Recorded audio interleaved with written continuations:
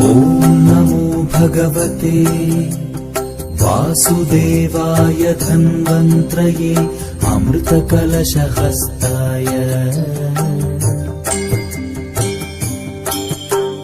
सर्वामय विनाशनाय त्रैलोक्यनाथाय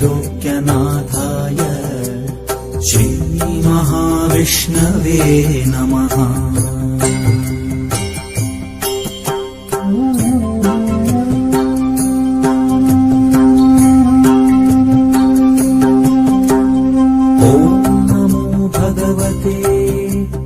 वासुदेवाय धन्वन्त्रये अमृतकलशहस्ताय सर्वामय विनाशनाय त्रैलोक्यनाथाय श्रीमहाविष्णवे नमः।